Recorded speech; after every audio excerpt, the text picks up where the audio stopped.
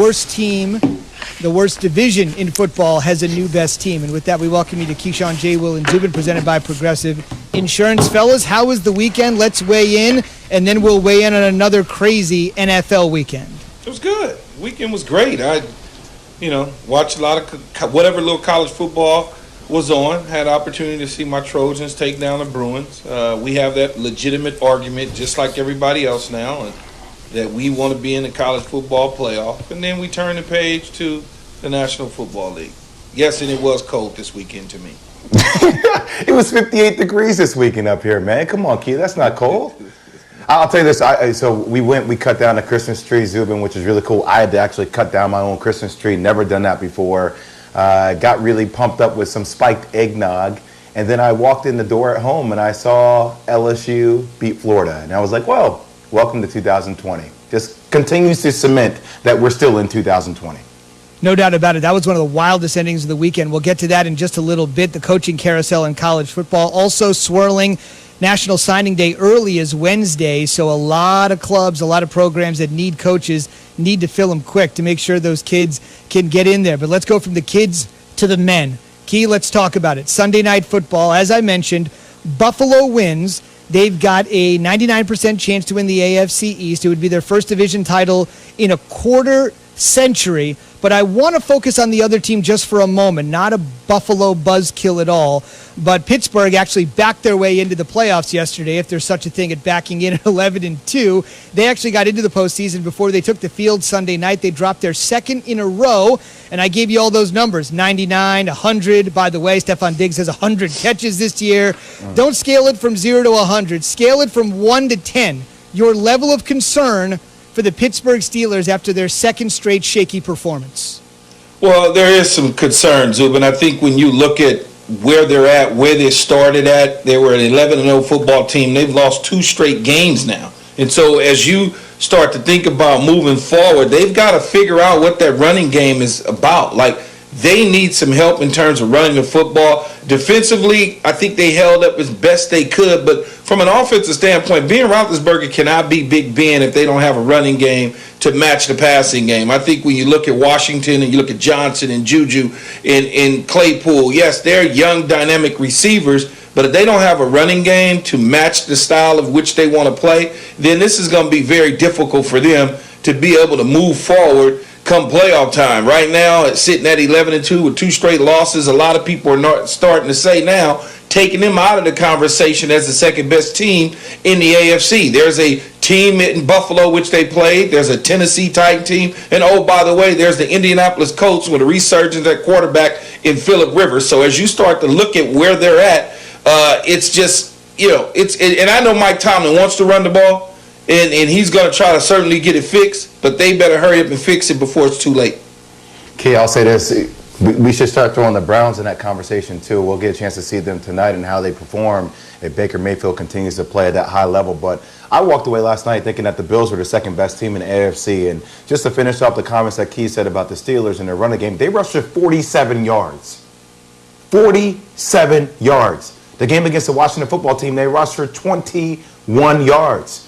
Look, one of the things I think that made Tampa Bay look better the other day is that they actually were able to stick to the ground game and they allowed play action. And I think when you can't do that for Big Ben, then it makes him very one-dimensional. And look, let's be honest about it. Big Ben is an immobile quarterback. He can't move in the pocket and do those things. He needs play action. He needs the run game to help take this team to the next level. I think their defense is still good, but their offense just struggles. I don't think they're still kind of in that top tier, but I don't see them as a Super Bowl contender. Here's Big Ben on whether what they are running on offense is become too obvious. You know what? Defenses can play pass if you can't run the ball. So we need to do better at being a more balanced offense. And we need to do better at executing the plays that are called. Okay, yeah, Key, let me ask you this. That's the words of Ben Roethlisberger. Yeah. There was so much talk about the other quarterback last night, Josh Allen. Look, to me, tell me if this is fair or not. For the work that Josh Allen has done and the improvements he's made, I've mentioned Stephon Diggs last night with a bunch of great catches. He's now got 100 grabs. That leads the NFL. If he catches one more ball this year, it'll be the Bills' single-season record. I'm sure you remember the guy that set the mark, the great Eric Moulds. It seems hard to believe this guy has never made the Pro Bowl, Stephon Diggs. How much, and I'm not taking anything away from Allen and the work that he's put in year to year, but how much of his success can be put on the one guy, maybe the biggest offseason acquisition for any team at that position? Well, I think Brandon Beane, general manager of the Buffalo Bills, got it right. When he made the decision to trade for Stephon Diggs, it was the right thing to do. You got a young quarterback, and I always say you always want to have a young quarterback with a dynamic receiver opposite him. In terms of the Pro Bowl, whatever. I mean, that thing just is watered down nowadays anyway. I think when you look at some of the NFC guys and the Julio Joneses and the Michael Thomases and the Larry Fitzgeralds, guys that have consistently gone to the Pro Bowl out of that particular conference, it was going to be very tough for Stephon Diggs to get to the Pro Bowl. Now that he's in AFC side, it's a little easier. The deck is not as stacked. So, he'll get his opportunity to, as we like to say, or we used to like to say when it was in Hawaii, to eat pineapple. And so I think that'll happen for him at some point in time, and he'll probably get his first nod this year, although the game will not be played. Key, I'll tell you this, watching the game last night, watching the way that Josh Allen and he worked in the second half. I mean, look, the second half he reeled up for 7 catches, 6 were in the third quarter for 92 yards in the third quarter. That's more than half of the yards that Josh Allen threw for in the second half. I sit there and I'm like, I feel so bad for guys like Deshaun Watson. I'm watching him against the Bears. I'm like, man, he don't got no targets to throw the damn ball to. You took away DeAndre Hopkins. I mean, that's how lucky you are to have a guy like Stephon Diggs on your team that can make big plays like that to energize your unit. Well, 10 catches, 130 yards, and a touchdown last night was a night. I mean, he was a dynamic force for Kirk Cousins and the Minnesota Vikings. Whatever issues went on with Rick Spielman and the general manager of Minnesota and the team, he certainly felt that he wanted to get out of there. He made it loud and clear. He's landed in a good spot in Buffalo, and I hope he continues to have that success that he's having.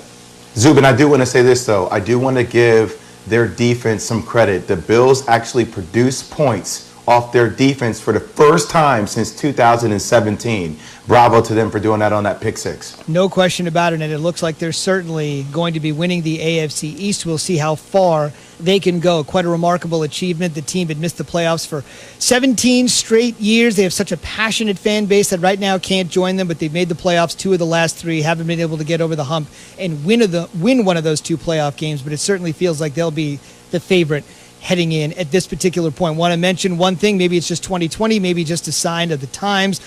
Before the game, you may have seen Juju Smith-Schuster was dancing on the Bills logo at midfield. He posted the video to TikTok in a 2020 move, and you better believe Jordan Poyer and the rest of the Bills defense took notice of that, and if they needed any extra motivation, you've heard it before, people dancing on the star in Dallas. Well, they were dancing on the Buffalo head there in Orchard Park, and it turned out that the Steelers took the head off the the Bills took the heads off the Pittsburgh Steelers. We're asking on the Dr. Pepper Twitter feed who's the biggest threat to the Chiefs in the AFC. Jay kind of put his mark in there with Buffalo. Be a part of the Keyshawn, J. Will, and Zubin Nation on the Dr. Pepper Twitter feed. ESPN Nation presented by Dr. Pepper. It's official.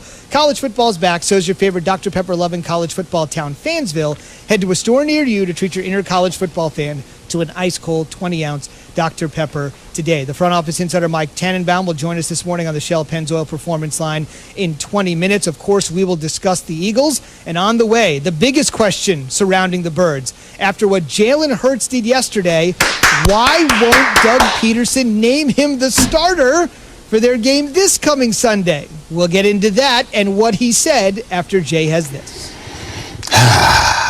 Doug Peterson.